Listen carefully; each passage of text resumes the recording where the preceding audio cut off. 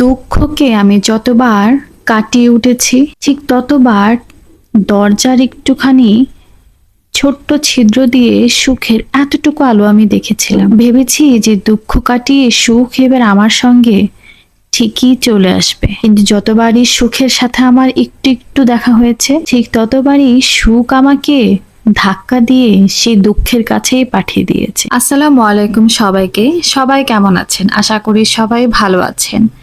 আজকের সকালটা শুরু হচ্ছে আমার এই টুকটাক ঘর গোছানো ভিডিও দিয়ে। প্রতিদিনকার মতো আমি আজও ভাবছি যে কি রান্না করবো। এটা প্রত্যেকটা নারীর ক্ষেত্রে কিন্তু একই সমস্যা হয়, কি রান্না করবো, আজ কি খাবো। যদি রান্না করতে না হতো কত বেশি ভালো লাগতো। আমার কাছে রান্না করাটা খুব বেশি কঠিন মনে হয় না, বেশি কঠিন মনে হয় তখন যখনই রান্না করার আগে যে সকল কাটাকুটি এবং গোছানো কাজ আছে, এই সকল কাজের কথা যতবার ভাবি ততবারই আমি শুধু পিছিয়ে যাই।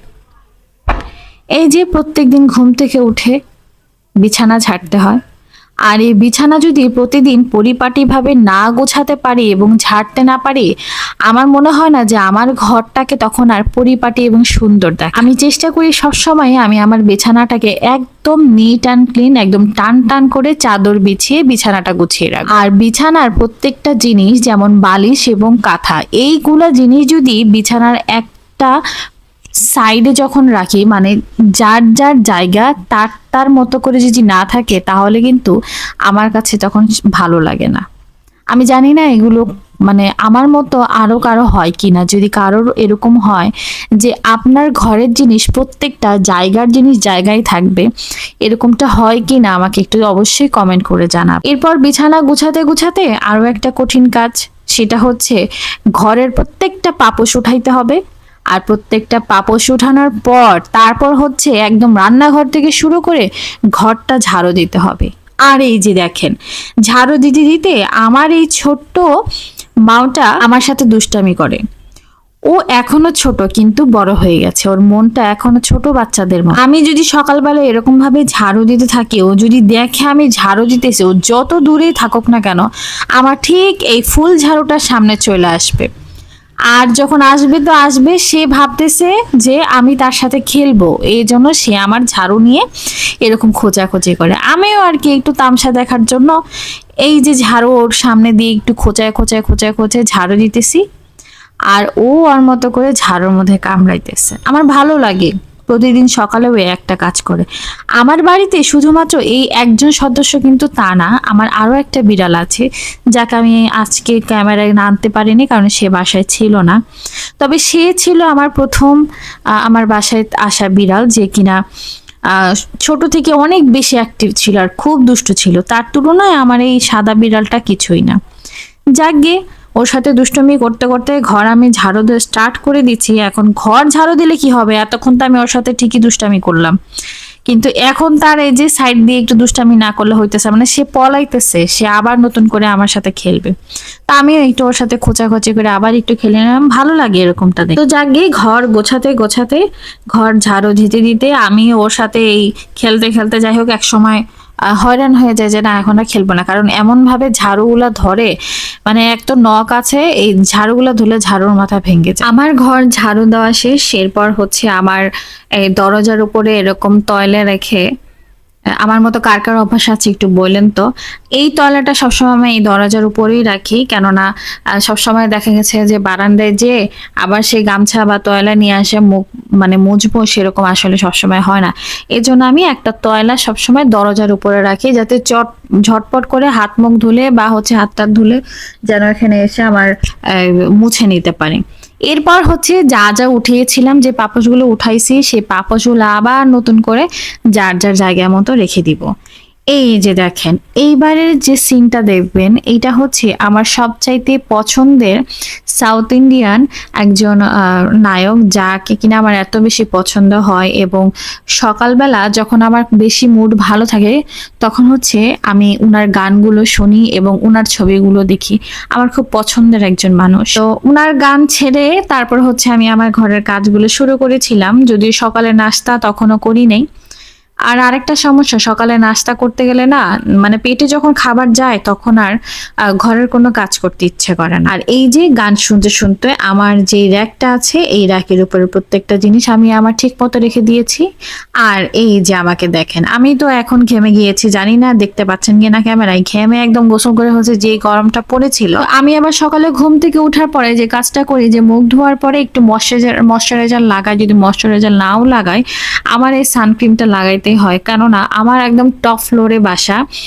আর আমার এখানে ওয়েদারটা অনেক অনেক বেশি হাই, যার কারণে রোদ যতই পড়ুক না কেন মানে শরীর একদম পুড়তে থাকে। আর আমার এই ওয়েদারে আমার স্কিন একদম পুড়ে সানট্যান পড়ে যায়, যার কারণে আমি চেষ্টা করি যে দিনের বেলা যতক্ষণ বাসায় থাকবো বা বাইরে থাকি, আমি যদি চুলার পাড়ে যাই আর না যাই আমাকে সানক্রিম লাগাইতেই হবে। আর এই সানক্রিমটা লাগাই বলে যে যতটুকু আমার সানট্যান পড়তো তার থেকে একটু সানট্যান কম পড়ে, প্রচন্ড পরিমাণের গরম। আর এই যে কয়দিন আগে যে গরমটা গেছে, এই গরমে আসলে নিঃশ্বাস নেওয়াটাই অনেক কষ্ট, কোনো বাতাস নাই, কিচ্ছু নাই, অস্থির হয়ে গেছে। তার মধ্যে আবার এই গরম কাটিয়ে 3 দিন ধরে প্রচুর বৃষ্টি আর ঠান্ডা, ভালো লাগছে। আর এখন এমন ঠান্ডা পড়েছে মনে হচ্ছে যে আমি শীতকালে চলে আসছি। আর এই শীতকালে মনে হইতেছে যে মানে একবার মনে হইতেছে যে ফ্যান ছাড়লে খুব শীত করতেছে, ফ্যান বন্ধ করলে আবার গরম করতেছে, আবার এদিকে হচ্ছে বৃষ্টি পড়তেছে, মানে আসলে কি কাল যে চলতেছে নিজেও জানি না। শরৎকাল চলে আসছে, কাশফুলের সময় চলে আসছে, কিন্তু এখন ওয়েদারটা এমন চলতেছে, না শীত না গরম না বর্ষা না কি নিজেও জানি না। যাই হোক, এখন মুখটা এরকম সানক্রিম লাগিয়ে হচ্ছে আমি আমার নিজেকে একটু দেখে নিতেছি। যাই হোক, এখন আমার নিজেকে একটু অন্যরকম লাগতেছে। ডাইনিং রুমে চলে যাব। ডাইনিং রুমে এই টেবিলে হচ্ছে এরকম অগোছালো হয়ে আছে, আর আমি সবসময় ফুটানো পানি খাওয়ার চেষ্টা করি, ফুটানো পানিটাই আমি বেশি খাই, কেননা হচ্ছে এখানে যতই ফ্রেশ পানি আমি পাই না কেন ওই ফুটানো পানিটা খেলে একটা তৃপ্তি লাগে যে না। আর যাই হোক, আমার পানিটা ফুটানো আছে এবং আমার জন্য পুরো বিশুদ্ধ করা আছে। তো আমি ফুটানো পানিগুলা হচ্ছে আমার এই বোতলে, প্রত্যেকটা বোতলে ভরে রাখবো। এরপর হচ্ছে আমি যেটা করি সেটা হচ্ছে যে জগটা দেখতে পাচ্ছেন, এই জগের মধ্যে অনেক কিছু করে রাখা আছে। এটার মধ্যে কি আছে সেটা বলেন তো, যদি আপনারা বলতে পারেন যে আমার জগের মধ্যে কি আমি গুলাচ্ছি, হ্যাঁ, তাহলে হচ্ছে বুঝবো যে না, তাহলে আমার মতো আপনারাও সেই কাজেই যাচ্ছেন। যাই হোক, এই জগের জিনিসগুলো হচ্ছে আমি একটু মিক্স ম্যাচ করে নিচ্ছি, মিক্স করে হচ্ছে আমি একটা বোতলে ভরে নিব। এরপর হচ্ছে এই যে দেখেন, মানে এটা আগের দিন রাতে ভিজিয়ে রাখছিলাম, কিন্তু সমস্যা হচ্ছে যে যখন ভিজিয়ে রাখছি তখন হচ্ছে আমি চামচ দিয়ে ঘুটি নাই, যদি চামচ দিয়ে ঘুটে রাখতাম তাহলে এরকম দলা পেকে যেত না। আর এটা আমার প্রতিদিনকার রুটিন, এটা আমার খেতেই হবে। যারা জানেন যে এই জিনিসটা কি, এটা মূলত হচ্ছে ওয়েট লসের জন্য আমি খাচ্ছি। অনেক বেশি ওভারওয়েট হয়ে গেছে, তো যার কারণে হচ্ছে কাজ বাজ করতেও খুব কষ্ট হয়। তাই হচ্ছে প্রতিদিন আমি আমার ডায়েটটাকে মেনটেন করে ক্ষুধাটাকে কমানোর জন্য প্লাস হচ্ছে ওয়েট কমানোর জন্য হচ্ছে আমি পানীয়টা সবসময় পান করি। যারা ওয়েট লসে আছেন, ওয়েট লস জার্নিতে আছেন, তারা কিন্তু জানেন যে এই জিনিসটা কি। অবশ্যই ভিডিওর কমেন্ট সেকশনে কমেন্ট করে জানাবেন। এরপর আর কি, এরপর আমি আমার চুলার পাড় চলে গেছি। আর এই চুলার পাড়ে যাওয়ার পরে হচ্ছে আমি যে আবার এক পাতিল পানি বসাই দিচ্ছি। পানি বসাই দেওয়ার পর হচ্ছে আমি একটু ডাল চুলাই দিব, আমার প্রতিদিন হচ্ছে ডাল খেতে হয়। আর যাই হোক, ডালটা আমার খাওয়াই লাগে, কারণ ডালটা না খেলে মনে হয় না যে আমি পেট ভরে বা মন ভরে কিছু খেয়েছি। আপনাদের সাথে কথা বলতে বলতে আমার চুলায় রাখা ডাল হয়ে গেছে। আর আরেকটা কথা আপনাদেরকে বলি, আমি কিন্তু অনেক ভালো ডাল রান্না করতে পারি। যদি কেউ চান যে আমার হাতের ডাল খাবেন তাহলে অবশ্যই আমার বাসায় চলে আসবেন, আপনাদেরকে এই পাতলা মসুরের ডাল খাওয়ার আমন্ত্রণ রইল। আজকের ভিডিওটা আর বেশি লং করব না, এমনিতে অনেক বড় হয়ে গেছে, যদিও চ্যানেলের আজকে প্রথম ভিডিও। আমি চেয়েছিলাম একটু শর্ট করে দেওয়ার জন্য, কিন্তু করতে পারলাম না। আশা করি আপনাদের আজকের আমার এই ব্লগ ভিডিওটা ভালো লেগেছে, আর কার কেমন লেগেছে অবশ্যই কমেন্ট করে জানাবেন। আর যেহেতু আমার চ্যানেলটা একদমই নতুন, আশা করব আপনারা সবাই আমার চ্যানেলটিতে সাবস্ক্রাইব, লাইক এবং শেয়ার করে আমার পাশে থাকবেন। আজকের মতো এখানেই শেষ করছি। আল্লাহ হাফেজ।